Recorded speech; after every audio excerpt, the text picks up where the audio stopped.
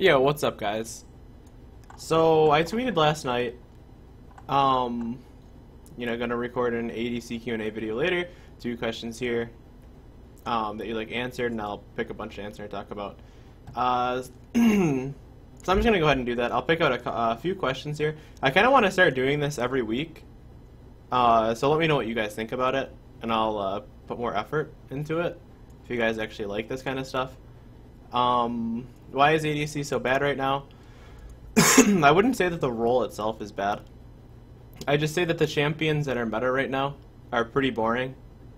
And the way that bottom lane is, you don't have impact in the early game, which you probably shouldn't. But the early game is as painful and stale as imaginable.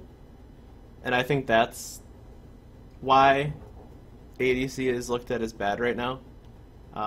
It's a 5-man bot meta, dive bot meta.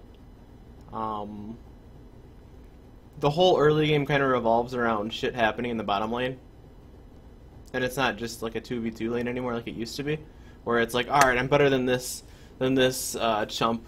I'm gonna punish him in lane for the mistakes he makes. No, because you're gonna get TP'd on, the mid's gonna roam on you, and the jungler's gonna show up all at the same time.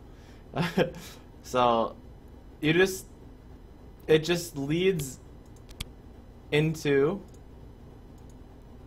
the fact that you have to play Tristana, Sivir, Corki, Jinx, Kalista. Out of those champions, Kalista is the most fun, but probably one of the better ones. Because all of those champions can farm safely, quite safely. They all do pretty well even if they don't get fed in the early game, especially Jinx, Tristana, and Sivir. Jinx has a plethora of opportunities to come back into the game mid-game, even if she doesn't really have items, through the execute on her ults, getting a couple lucky crits with rocket form. Trist has her resets. She has a nice bunch of burst damage, and Sivir's ultimate and wave glare always keep her in the game. But all those champions are pretty fucking boring. ADC is just pretty stale right now. How to lane properly in Vayne. It's all about using your tumble correctly, and Vayne is more about capitalizing on the enemy mistakes, the mistakes that the enemy team makes, rather than trying to force things to happen. She's a more reactionary ADC. She operates better when she is reacting to the enemy lane. So, oh shit, Thresh mistook, Caitlyn missed Q. All right, I'm gonna go in for a trade here. Just focus on farming and survive it to the mid game. Pretty much, that's what you're looking to do. Hit your power spikes, Bork power spike, level 6 power spike, level 11 power spike, Bork plus boots 2 power spike. Just take advantage of your power spikes and capitalize on enemy mistakes. Which patch do you think ADC was at its best position in this season? I think it's been pretty similar throughout this season. I don't think at any point ADC... it's definitely better now than it was during Cinderhulk. But I don't think it was necessarily ever a bad role, just a boring one. And it still is. How do you carry low elo as an ADC? Also, how do you play an ADC with teams with no peel? You're not going to get peel. You're simply not going to get peel, especially in low elo. Never expect peel. Never make decisions that require your teammates to peel for you. Use your teammates as human bait, pretty much. So you sit back. It's like bowling, kind of. You just kind of sit back and you let the pins align. The Amumu goes in on your team and you're standing back there waiting. He ults your team. The Malphite ults on top of that. And then that's your green light. Your pins are aligned and you just knock the pins down like you're bowling. Carrying in low elo is just about not throwing, pretty much. As long as you're not dying, you're going to be fine. You're going to win more than half of your games and you're going to climb. Focus on not dying because the ADC role, as of right now, is about scaling to 3 items and being that strong force at pushing over towers, taking dragons, and taking barons. How to untilt when your support buys coin. We're going to skip that one. How to untilt when your support decides to randomly engage. Okay, these these questions, just don't tilt. Like, League is just a game. Things that your teammates do have no effect on you if you're playing correctly. As long as you make decisions where it doesn't matter what your teammates do, you're gonna get better at the game. And as long as you focus on you, and don't worry about your teammates, the better you'll get faster. Why isn't Draven top tier? Draven isn't top tier because he doesn't have solid wave clear. If you look at the meta ADCs, Kalista, Jinx, Triss, Sivir, Corki, they all have really good wave clear. They're all pretty okay at taking towers. Kalista is the worst out of those in those categories.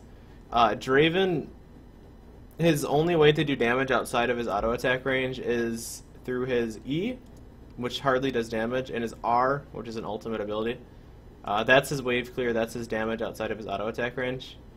He's just short ranged, and he's immobile, and he doesn't really provide utility to his team. So he's not a consistent pick. He's a good champion to one trick because he takes advantage of people who aren't used to playing against him, kind of like Rengar. Good players slap down 15 pinks the second they see a Rengar ult. But in good players, they will gank the Draven. They will make sure Draven's life is a living hell the entire game. He's just not consistent. Look at the Corki, Sivir, Trist, Kalista, Jinx. Those are 5 champions that are really easy to be consistent on. They all have wave clear. They all have good range. I mean, Triss can't do damage outside of her auto attack range, but she has high range because of her passive. Jinx has ways to deal damage outside of her auto attack range and gets range from her passive. I would say the ADC role is about consistency. Being safe, not dying, taking Dragon Tower, and Baron. How do you deal with Sona supports who start coin? You're going to have to let the Sona die. She's not going to do damage because she started coin. And Sona is basically a caster minion. She's a shitty version of Nami because she has no CC pre-6. And her ultimate is a stun instead of a knockup. So her ult is cleansable and is affected by tenacity, whereas Nami's is not because it's a knockup. So she's just a shitty support overall. You're probably going to have to let her die. Like, honestly, say you're against like a Thresh, Leona, or some shit like that, and she gets engaged on and ignited level 2, just probably don't even burn your heal. Just let her die. I mean, obviously try to make something happen, but don't have high expectations because she's probably going to die like 3, 4, 5, 6, 7 times in laning phase. Sona's an awful support, so you just do you. Let her die. Farm your lane. Save your heal for yourself, pretty much. When to buy Shiv or PD? Why double PD instead of PD and Zephyr? I'm going to mute this. Hold up. Okay. I like Shiv when it's convenient. When it's convenient to pick up an Avarice Blade in your build path, like in the early game. So say you're playing Tristana. It's really nice to be able to go BF Sword into Avarice Blade if you have exactly 800 gold. Or BF Sword Pickaxe into Avarice Blade if you have 800 gold after that. Or Pickaxe, you recall you have 800 gold, Avarice Blade, fuck it, you know. Shiv is when you want to shave a bunch of gold off of your build to accelerate yourself 2-3 items, because you get the gold per 10, it's cheaper than PD, it provides less stats, but it means you want to hit your third item, or third, fourth, fifth items faster. You'll be able to farm faster because you have the static Shiv proc. Yeah, but yeah, PD I think is better when you're behind. Shiv I find better if you're ahead, because you can get away with less stats.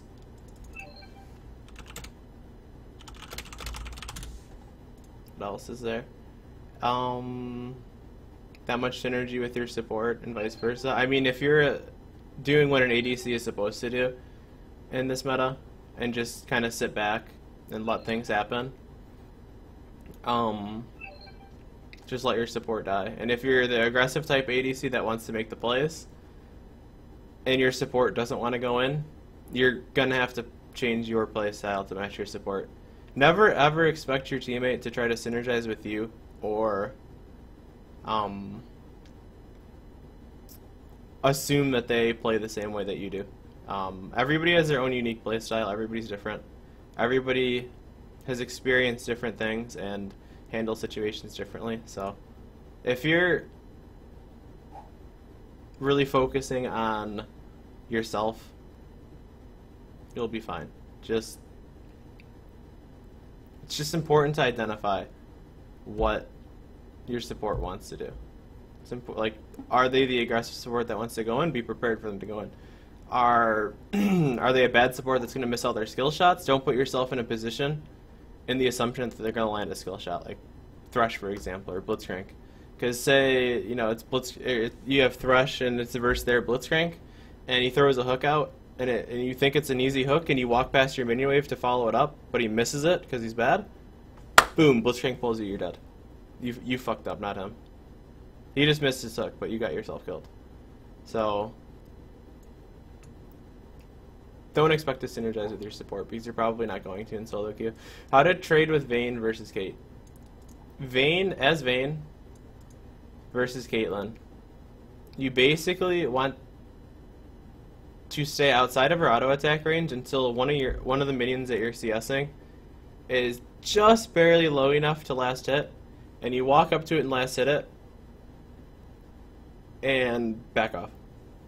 And she might get one auto attack on you, but that's not devastating. And I'd say the key to that matchup is when she misses her Q, walk up on her. If she misses her Q, or she uses her Q, walk up on her, auto attack her, Q, auto attack condemn for the Silverbolt proc, and you'll find a good trade because her Q will be down, and if you're lucky, she'll also E away, so she'll have wasted mana, and you'll still get your Silverbolt proc, and then she's zoned for like 14 seconds while her E is down. So it's all about just survive. Try to last until you get your Cutlass. Once you get your Cutlass, it's much easier. Level 6, much easier. If you don't die pre-6, you're going to be looking pretty good, even if you're like 20-30 CS down. What to do when you're super behind an enemy ADC or freezing their lane? If you're super behind, well, okay, the obvious answer to that question is to don't get super behind in the first place. Don't put yourself in positions where you're going to risk yourself getting super behind. But assuming something just ridiculous happened and you did fall super behind and they are freezing the lane and they're not pushing at all, just go roam mid and try to make a play mid. There's not much you can do. Lane freezing is extremely strong. It's a really good strategy in solo queue because people panic and don't know what to do. Walk mid, show yourself mid, and just keep an eye on bottom, because the second they see you mid, they might start pushing, and that's exactly what you want. And once they unfreeze the lane, you just walk back. Your mid laner's probably gonna ping you a bunch, but just fucking mute them. Like, that's all you can do at that point. Top three god tier bot lane champs, AD plus support. ADCs, top 3. I would say Sivir. That's hard. Sivir, Kalista, Jinx. I'd say Sivir, Kalista, Jinx right now. With honorable mention Tristana, Corki. In solo queue as of right now. Do you think Lucian will ever get buffed in the near future? No, because his champion design is disgusting. Any buff to him would make him OP, just like he used to be. When is too early to destroy lane tower? Is it dependent on what ADC you're playing? I think yeah, it really does depend on what ADC you're playing. Basically, you have to think of the objective of your ADC, and then there's a lot of variables that also go into this. First of all, like if you're playing Caitlyn, take that shit as soon as possible. Because, you know, if you got your BF sword, boots too, you can just walk around the map taking like every fucking tower on the map. Really easy. And if you're playing like a champion like Triss, like, yeah, it's kind of nice to take tower early, but I don't prefer to. I'd rather just hard farm my lane up to 2 items. Like, Triss just wants to hit 2 items really fucking badly. She becomes ridiculous at 2 items. Even 3 items is a huge power spike for her as well. Like, she benefits from a long laning phase. Draven benefits from a long laning phase. Vayne benefits from a long laning phase. Basically, ADCs that really need gold are going to want the long laning phase. Corki, he wants his Trinity Force plus Sork Shoes, which are a lot of fucking gold between the 2 of them. Sivir, she can take tower whenever the fuck she wants. She just has to press R. Just a Sivir comp, just run at him. It depends, you know. Do they have, I don't know, an Azir mid, and your mid is like Talon or some shit, then you're probably not going to want to take tower early because you're probably not going to be able to siege an Azir or like a Xerath or something. So I'd look at like what mid laner the enemy team has and like what champion you're playing. Shiv versus PD and Vayne. It's like the same question as earlier. It's the same answer for all ADCs, not just Vayne. If you're ahead, Shiv is pretty nice to snowball. As long as Avarice Blade is a convenient pickup for you. Like if you have 800 gold after you recall and have your Blade of the Rune King and boots too, and you have 800 gold, shit, I'll go Shiv. But for the most part, I would just go PD. PD's safer. More stats. What is a good way to improve mechanics? The only way to improve mechanics is playing. Play lots of games. That's not the answer you want to hear, but it is the truth. It is the truth. What type of comp should I pick Kalista with? She's a pretty versatile ADC that can fit into most comps. Number 1 thing to focus on climbing gold. Bettering yourself rather than bettering your teammates or worrying about what your teammates are doing. That's the most important part of League.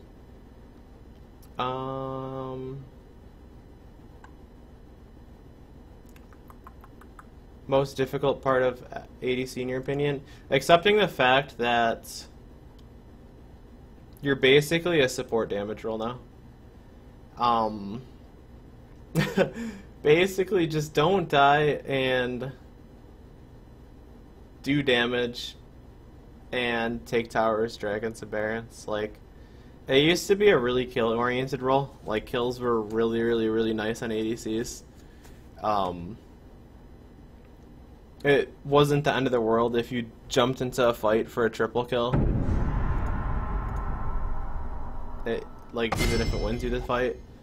Like, nowadays... Death to all betrayers. Nowadays, like, even if you jump in and get that triple and die, your team can't really do anything because you're not there to take towers, dragon or baron.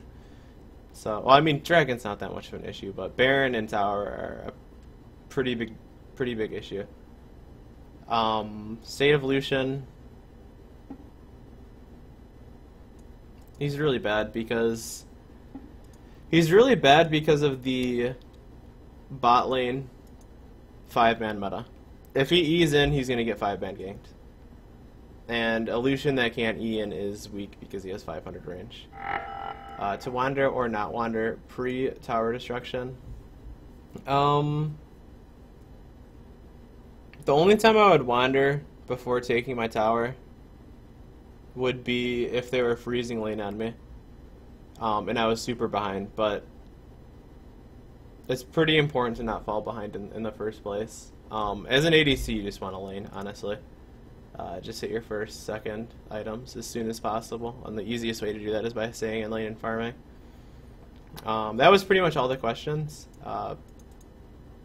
You know, let me know what you guys think of this. If you guys enjoyed it, shit, hit me up with some questions in this video, and then I can reference those questions when I record next week if it gets good, if people liked it.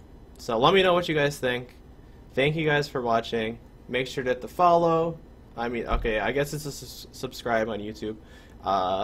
Like, share it. I appreciate it a lot, and I will catch you guys in the next video.